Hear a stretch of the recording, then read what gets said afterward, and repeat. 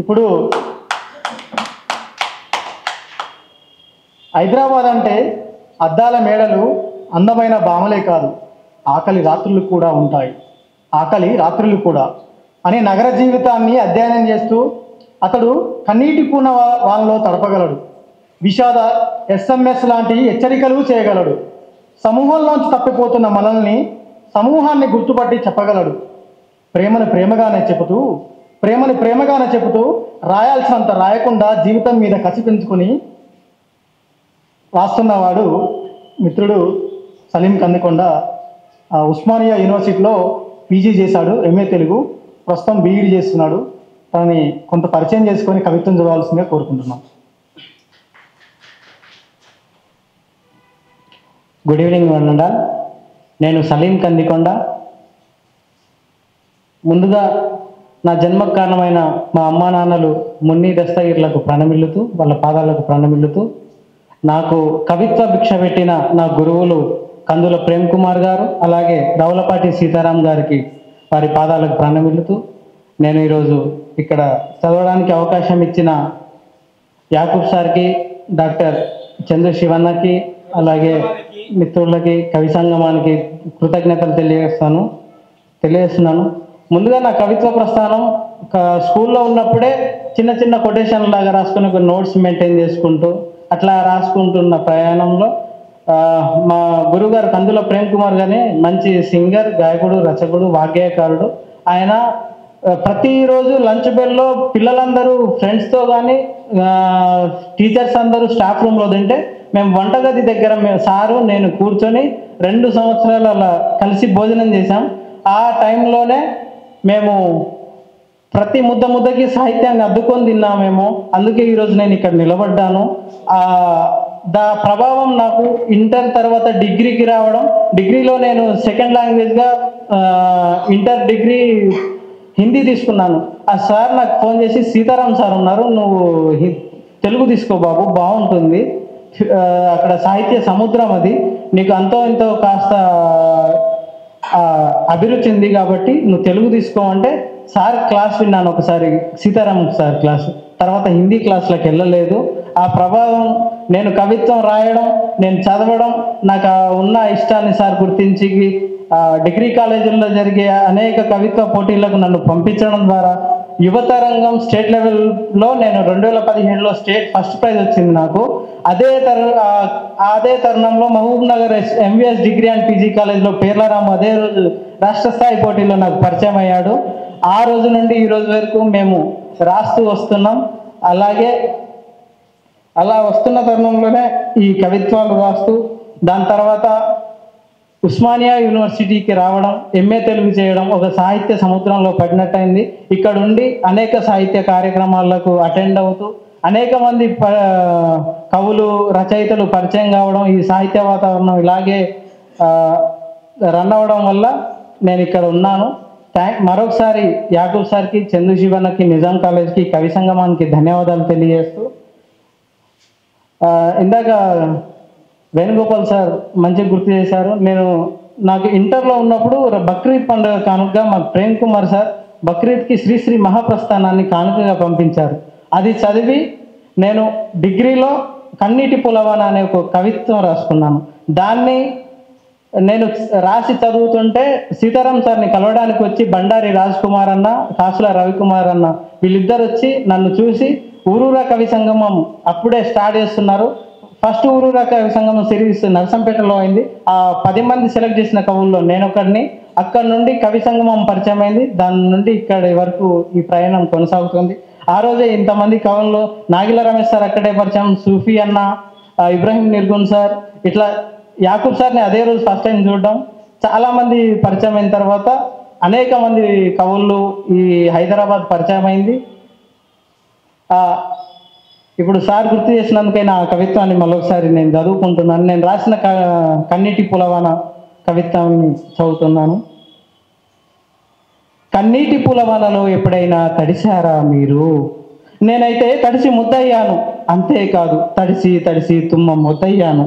ఆధునిక సమాజంలో అలమటిస్తున్నాను నేను, ఆకలితో కాదు ఆవేశంతో.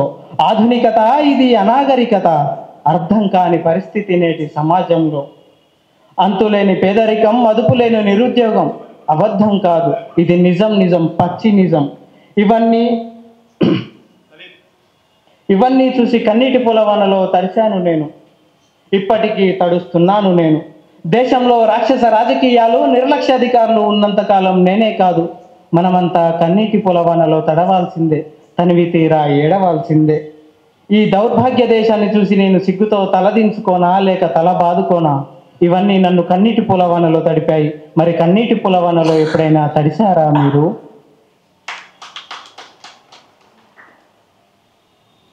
ఇంకో పోయం, ఇంతకీ ఏమైంది నాకు నేనే కోవిడ్ కంటే ముందు లేకపోతే కోవిడ్లోనో నాకు నేనే రాసుకున్నా, నన్ను నేను పరిశీలించుకొని రాసుకున్న పోయం ఇది.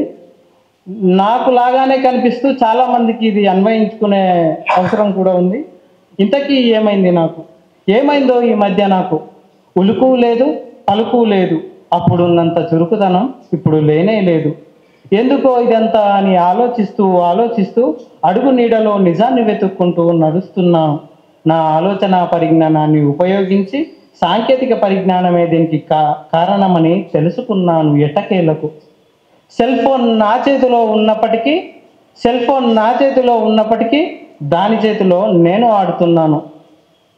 ఫేస్బుక్, వాట్సాప్, క్యారమ్ ఏది 2 నిమిషాలే, పైసా పని లేదు, క్షణం తీరిక లేదు, అంతా ఆన్లైన్ హంగామానే. సలీం ఎక్కడా అంటే సలీం అక్కడుంటాడు ఇక్కడుంటాడు కాకుండా సలీం ఎక్కడున్నా ఆన్లైన్లో ఉంటాడు. Go there and meet him అనే సమాధానం వచ్చే పరిస్థితి మిత్రుల నుండి. సమూహం నుండి తప్పిన గొర్రెల ఒంటరయ్యాను. తలెత్తి చూస్తే ఇప్పుడు సమాజంలో సమూహమే లేదు, మిగతా గొర్రెలన్నీ నాలాగే ఒంటరయ్యాయి. అంతా ఆన్లైన్లోనే, ఆడటం, చూడటం, వినడమే, మాట్లాడడం మర్చిపోయా. ఇప్పుడు మాట మూగబోయింది. ఎంత ప్రయత్నించినా నా మాట మౌనం వీడి రానంటోంది. నాకిప్పుడు పాత నేను కావాలి, మాటలతో ముంచెత్తుకోవాలి, కాబట్టి నన్ను నేను వెతుక్కోవాలి. దానికంటే ముందు ఇప్పుడు నన్ను నేనే విత్తుకోవాలి. ఇదే తరుణంలో కొంచెం కవిత్వం గ్యాప్ వచ్చిన తర్వాత కవిత్వానికి దూరం కాకుండా ప్రేమ కవిత్వాలు రాస్తున్నాను ఈ మధ్య. అందులో నుండి ఒక 2-3 పోయిమ్స్ వినిపిస్తాను. ఆమె ఒక కొత్త నిర్వచనం. నా ఫ్రెండ్స్ అందరూ దాదాపు నేను అనగానే చెప్పే పోయం ఆమె ఒక కొత్త నిర్వచనం. మీ అమ్మాయిలంతా ఒకటే అన్నాను.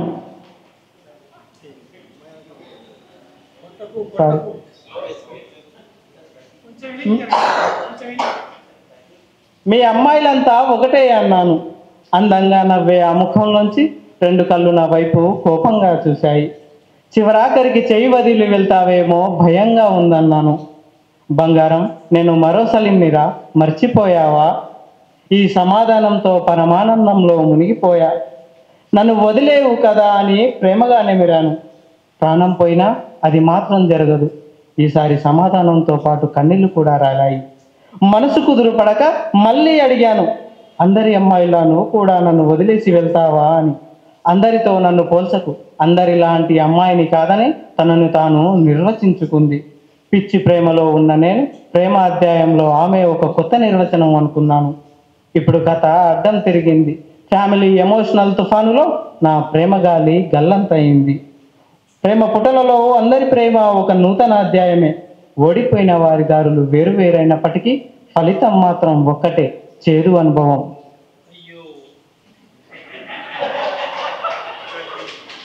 తర్వాత ఇంకో 2 పోయమ్స్ ఉన్నాయి, చిన్నవి చదివేస్తా. రాత్రి కళ వచ్చింది, పొద్దున పోయం అయింది. రాత్రి కళ, ఎన్నాళ్ళయిందో నవ్వుకుని, అది కలే అయినా నిన్ను కళ్ళారా చూసుకున్నాను. రాత్రి నువ్వు కలలో పెట్టిన ముద్దుకి ఇప్పటికీ నా ఎదపై నీ పెదాల తడి ఆరనే లేదు. పదే పదే తడుముకుంటున్నా. నీ ముద్దు మహత్యమేంటో అద్దంలో ఈరోజు ఎంతో అందంగా కనిపిస్తున్నా. ఇవాళ లైబ్రరీలో పేజీలు తిరగేస్తుంటే ప్రతి అక్షరం నీ పేరుకులాగే కనబడుతోంది. నీకొకటి చెప్పాలి, రాత్రి కలలో నీ కౌగిలింతలు నన్ను బందీని చేశాయి. అక్కడ నుండి నేను ఇంకా బయటపడలేకపోతున్నా. ఈసారి కలలోనే కాకుండా మళ్ళొక్క కౌగిలిచ్చి నన్ను విముక్తుడిని చేయరాదా?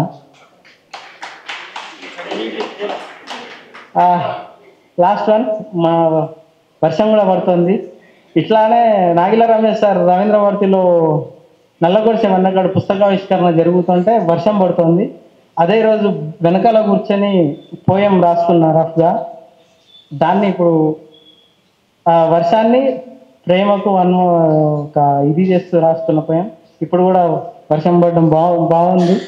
ప్రేమ పాఠం, కవిత శీర్షిక ప్రేమ పాఠం. నువ్వు వచ్చేళ్తావు, అదంతా సాధారణమే నీకు. తడిసి తడిసి ఎంతకు ఎండని మట్టి పెళ్ళనవుతాను నేను. నువ్వు వచ్చిన ప్రతిసారి వర్షపాతం ఎంతో వాతావరణ శాఖ నిర్ధారిస్తూనే ఉంటుంది. నువ్వు వచ్చేళ్తావు, నీకంతా సాధారణమే. నేను ఎన్ని మీటర్లు పాతి పెట్టబడ్డానో ఏ వాతావరణ శాఖకు అంతు పట్టదు. నువ్వు చినుకై కురిసినా, నువ్వు ప్రేమై ముసురుకున్నా, నువ్వు తుఫానులా విజృంభించినా, నేను నిన్ను చేరడానికి నీ వైపు ఓ కాగితపు పడవనై ఉరుకులెడతాను. తీరాన్ని తాకకుండానే మునిగిపోతాను. నీకు గుర్తుందా, నేను భూమిని, నువ్వు ఆకాశమని చెప్పుకున్నాము కదా? నీకు గుర్తుందా, నేను భూమిని, నువ్వు ఆకాశమని చెప్పుకున్నాము కదా? నువ్వెప్పుడు తడిసింది లేదు. నేనే చిన్న చిడుకుకి నానిపోతుంటాను. మన మధ్యలో మబ్బులే దుఃఖాన్ని మోసుకొస్తున్నాయి. చుట్టూ కమ్ముకున్న ఈ కారు మబ్బులు బోరున రోధిస్తున్నట్టే ఉంది. ఆ రోదనైనా నీకు వినపడుతుందా? చుట్టూ కమ్ముకున్న ఈ కారు మబ్బులు బోరున రోధిస్తున్నట్టే ఉంది. ఆ రోదనైనా నీకు వినపడుతోందా?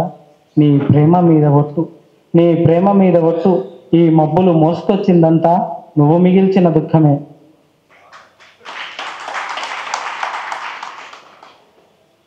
లాస్ట్గా ఒక చిన్న స్టాండా చెప్పి ముగించేస్తా. లైబ్రరీలో కొరై గోపరాజుని చదువుకున్నాను. ఆర్ట్స్ కాలేజీ మెట్లెక్కుతుంటే విక్రమార్కుడి సింహాసనాన్ని అధిష్ఠించినట్టే ఉంది. Thank you. Thank you Salim. మేము వర్షపాతాన్ని చూసినాం కానీ ప్రేమపాతాన్ని ఇక్కడే అనుభవించినాం. Thank you.